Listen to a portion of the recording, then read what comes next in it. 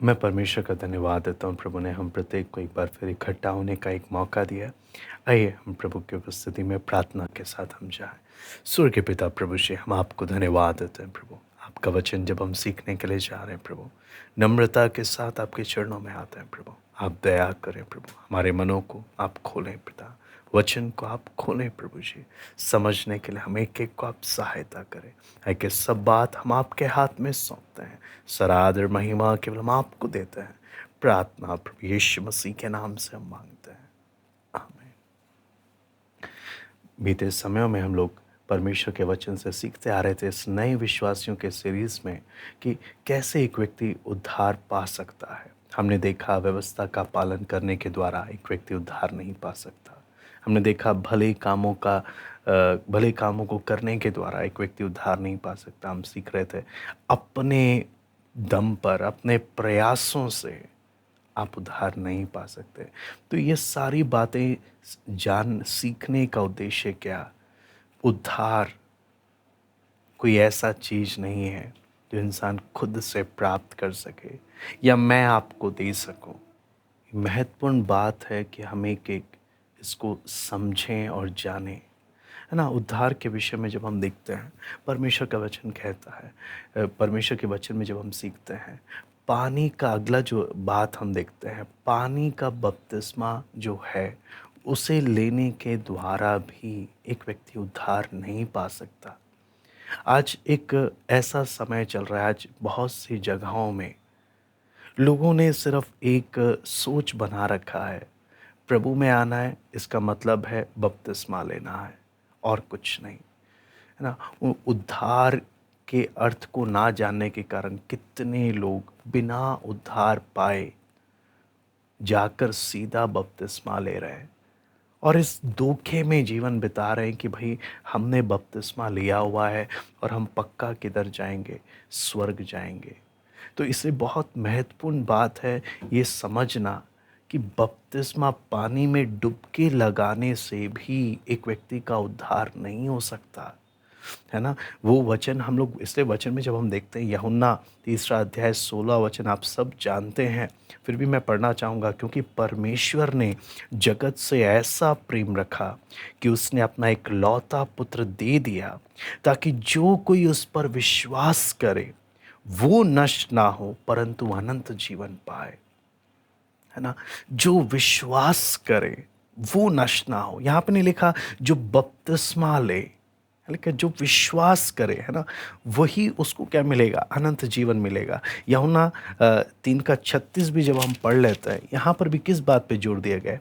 जो पुत्र पर विश्वास करता है अनंत जीवन उसका है, परंतु जो पुत्र की नहीं मानता वो जीवन को नहीं देखेगा, परंतु परमेश्वर का क्रोध उस पर रहता है ना। ये पहला यूहन्ना 5वां अध्याय उसका 12वां वचन भी मैं पढ़ना चाहूँगा। पहला यूहन्ना 5वां अध्याय उसका 12वां वचन।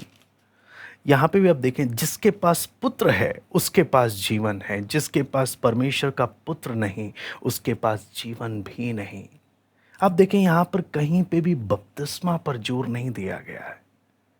बपतिस्मा उद्धार के बाद का एक महत्वपूर्ण कदम है जो हर एक विश्वासी लेता है, लेकिन उद्धार से पहले या उद्धार पाने के लिए बपतिस्मा हम नहीं पढ़ते हैं।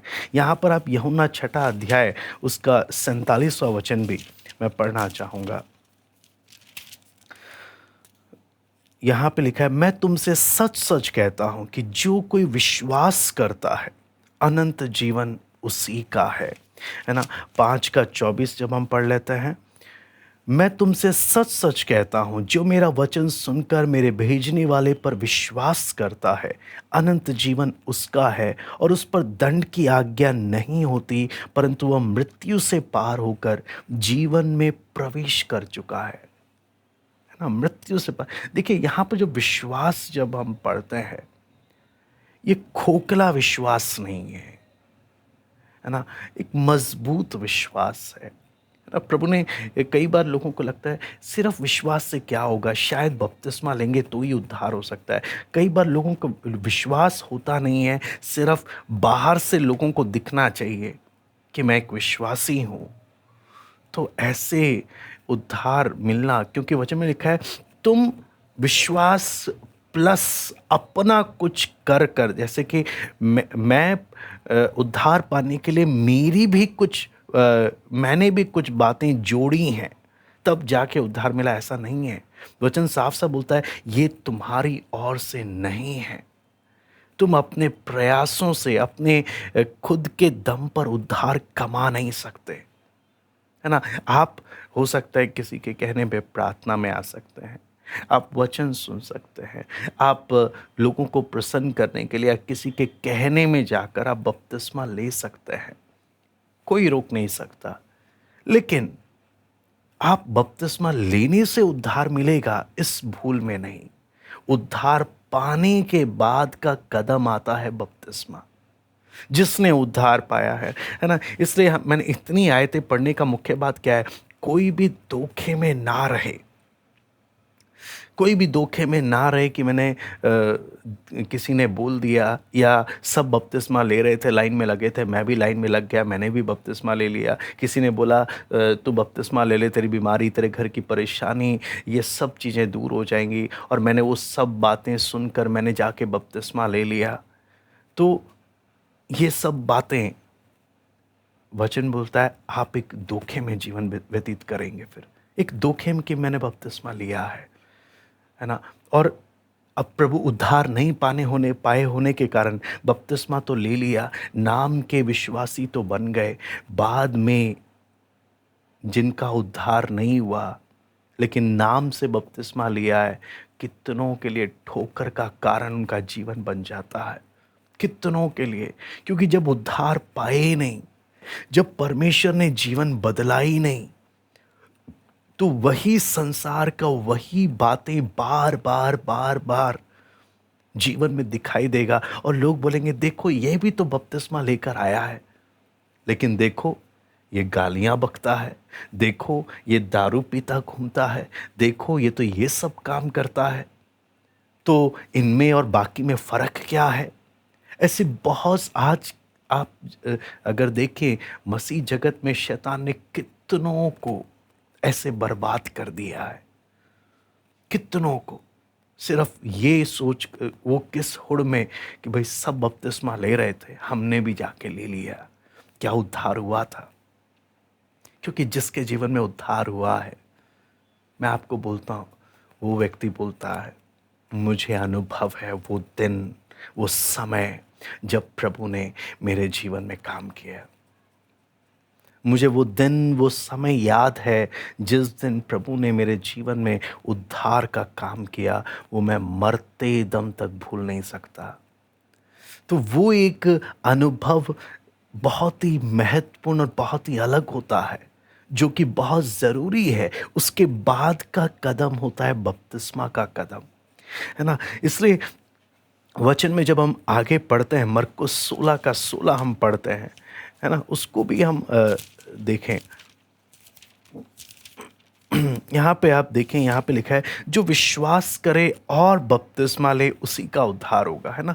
देखिए पहला विश्वास है, फिर दूसरा कदम आता है बपतिस्मा, है ना। विश्वास का रिप्लेसमेंट बपतिस्मा नहीं है कि बपतिस्मा ले उसी का उद्धार, विश्वास करे और बपतिस्मा। बपतिस्मा एक फाइनल पॉइंट होता है, लेकिन सबसे इंपॉर्टेंट है वो उद्धार का काम, वो बपतिस्मा, वो विश्वास का काम जो हर एक व्यक्ति के जीवन में होना चाहिए। लेकिन इसलिए आगे लिखा है परंतु जो विश्वास ना करेगा वो दोषी ठहराया जाएगा। ऐसा ये नहीं लिखा कि जो बपतिस्मा नहीं लेगा वो दोषी ठहराया जाएगा। यहाँ पे लिखा है जो विश्वास ना करेगा वो दोषी ठहराया जाएगा, है ना। प्रेरितों 16 का 31 भी मैं पढ़ना चाहूँगा। यहाँ पे आप देखते हैं, उन्होंने कहा प्रभु यीशु मसीह पर विश्वास कर तो तू और तेरा घराना उद्धार पाएगा, ना। यहाँ पे भी महत्वपूर्ण बात आप देखें, बार बार जोर क्या दिया गया, विश्वास कर। मेन बात आता है विश्वास कर। विश्वास जहाँ कदम बढ़ता है, ये खोखला विश्वास नहीं है, ये वो विश्वास नहीं है जो कहता कुछ और है, जीवन में दिखता कुछ और है। ये विश्वास वो है जो जीवन से नजर आता है। आपको मालूम है, एक प्रभु के दास ने इस प्रकार कहा, कि असली विश्वास की परख मौत के बिस्तर पर होती है, कि आप उस समय अपने विश्वास की क्या गवाही देते हैं, क्या नमूना देते हैं।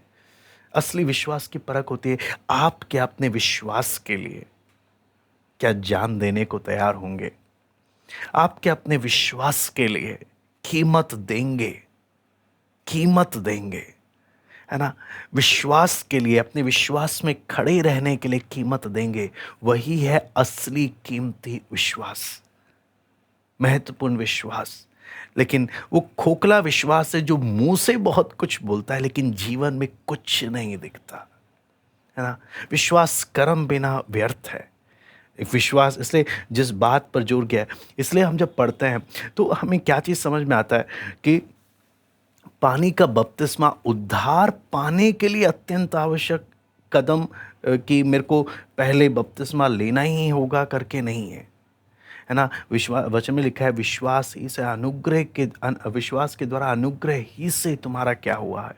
उद्धार हुआ है। ये तुम्हारी ओर से नहीं, है ना? फिर आगे हम देखते हैं, इसलिए क्या बात हमें समझ में आता है, पानी का बपतिस्मा कब आता है? उद्धार पाने, एक व्यक्ति उद्धार पाने के बाद प्रभु की हर आज्ञा मानने को तैयार रहता है। आप मान के चलिए किसी का उद्धार हो गया, है ना? जिस व्यक्ति का उद्धार हुआ है, क्या वो पानी का बपतिस्मा, है ना, लेने से मना करेगा? नहीं। जिसके जीवन में उद्धार का काम हुआ है, वो प्रभु की आज्ञा मानने के लिए सदैव तत्पर रहता है ना? तो उद्धार का काम जब एक व्यक्ति में होता है, तो उसके बाद का स्टेप आता है पानी का बपतिस्मा, और वो उसे तुरंत लेने के लिए तैयार रहता है। कई बार ऐसे दो वैरायटी के लोग सामने आते हैं, कुछ जो तुरंत बपतिस्मा की होड़ लगाए रहते हैं, हमें लेना है, चाहे उद्धार का काम हुआ हो नहीं हुआ हो, सब ले रहे थे तो मैंने भी लेना है। तो कई लोग ऐसे हैं जो बोलते हैं मैंने उद्धार पा लिया है लेकिन मैं बपतिस्मा नहीं लूंगा। सवाल आता है इन दोनों कैटेगरी के ऊपर, ये कैसे? अगर जिसके जीवन में प्रभु ने काम किया है, वो प्रभु की हर आज्ञा मानने के लिए, है ना, वो हमेशा तत्पर रहता है कि हाँ मैंने बपतिस्मा लेना है, हाँ मैंने प्रभु की आज्ञा का पालन करना है, मैंने प्रभु में बढ़ना है। उसके अंदर एक वो अलग ही जुनून और एक जज्बा रहता है। इसलिए वचन में हम प्रेरितों काम 10 का 48 जब हम पढ़ते हैं, यहाँ पे लिखा है, और उसने आज्ञा दी कि उन्हें यीशु मसीह के नाम में बपतिस्मा दिया जाए। तब उन्होंने उससे विनती की कि वह कुछ दिन और उनके साथ रहे। यहाँ पर देखें आप, बपतिस्मा की उन्हें आज्ञा दी जा रही है कि उन्हें जल्दी से जल्दी क्या दिया जाए? बपतिस्मा दिया जाए। मत्ती 28 का 19-20 में भी हम देखते हैं प्रभु यीशु बपतिस्मा के विषय का एक महत्वपूर्ण बात क्या है। बपतिस्मा कोई हल्की बात नहीं है। ये विधि खुद प्रभु यीशु ने ठहराई है। स्वर्ग जाने से पहले प्रभु यीशु ने क्या बोला? जाओ सब जातियों के लोगों को, मैं उसको पढ़ना चाहूँगा, मत्ती 28 का 19 और 20, ताकि हर एक व्यक्ति, है ना, दोनों चीज़ें महत्वपूर्ण हैं।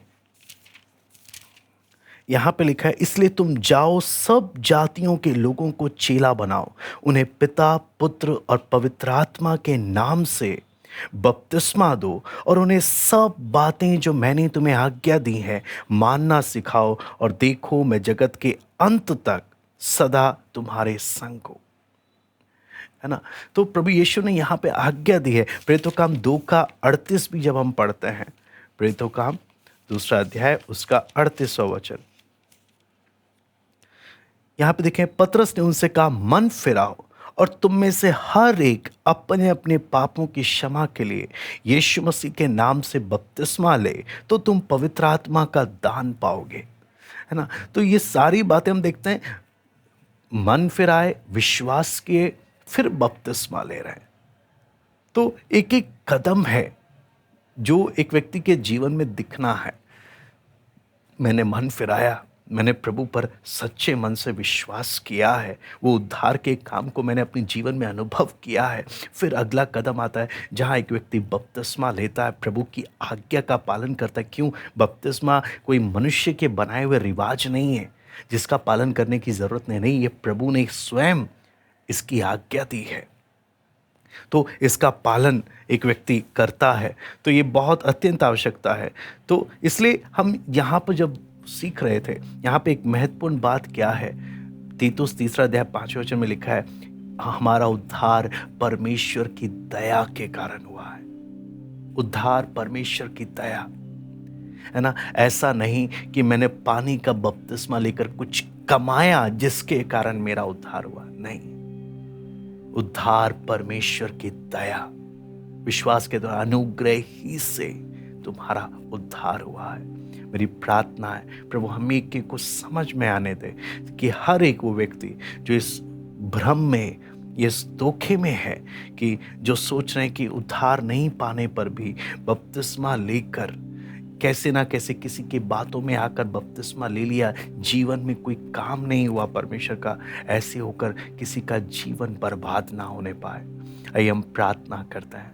हमारे स्वर्गीय पिता प्रभु जी, हम आपको धन्यवाद देते हैं प्रभु। आपका वचन जब हम सीखते हैं प्रभु, मदद और सहायता कर हर एक को प्रभु, आपका वचन को समझने के लिए दया कर प्रभु, ताकि प्रभु कितने लोगों को जब शैतान बर्बादी की ओर जब लेकर जा रहा है, हर एक प्रभु परमेश्वर आपके वचन को जांचते हुए, परखते हुए प्रभु, सत्य को पहचान कर प्रभु अपने जीवन को नाश होने से बचाए प्रभु। आप दया करें, आप दया करें, आपके असली उद्धार के काम हर एक अनुभव करने पाए प्रभु। आपके हाथ में सौंपते, धन्यवाद देते हैं आज की संगति के लिए। सराद और महिमा केवल हम आपको देते हैं। प्रार्थना प्रभु यीशु मसीह के नाम से हम मांगते हैं।